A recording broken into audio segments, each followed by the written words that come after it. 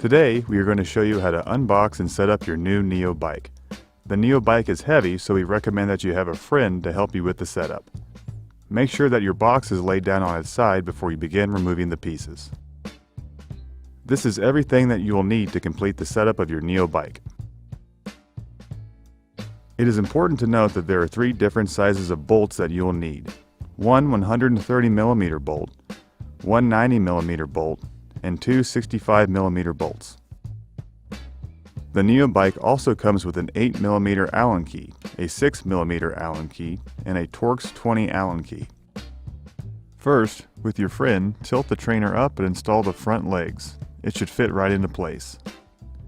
Then, using the 8mm Allen key, tighten the 130mm bolt for the lower position and the 90mm bolt for the top.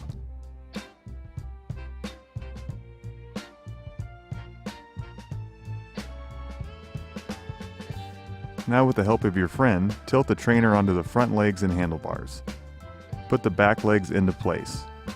Then, insert and tighten the 2 65mm bolts with the 8mm Allen key to install them.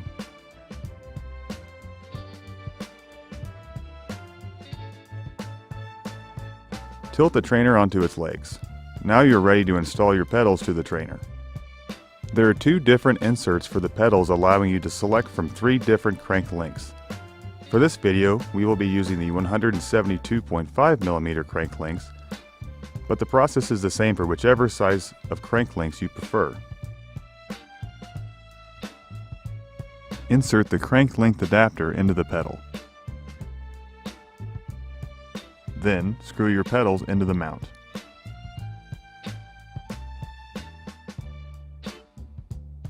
Place the cap in the saddle rail and slide the saddle onto the rail.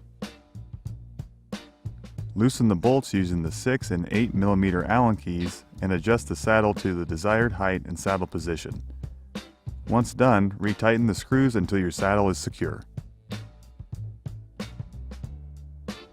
Place the other cap, then slide the control panel and handlebars onto the handlebar rail and set your desired height. Then tighten with the 6mm Allen key. Next, mount the air fans using the Tacx 20 wrench and plug the power cables into place. Now, mount the tablet strap. Finally, plug in your Neo bike. And that's it! You've successfully set up your new Neo bike.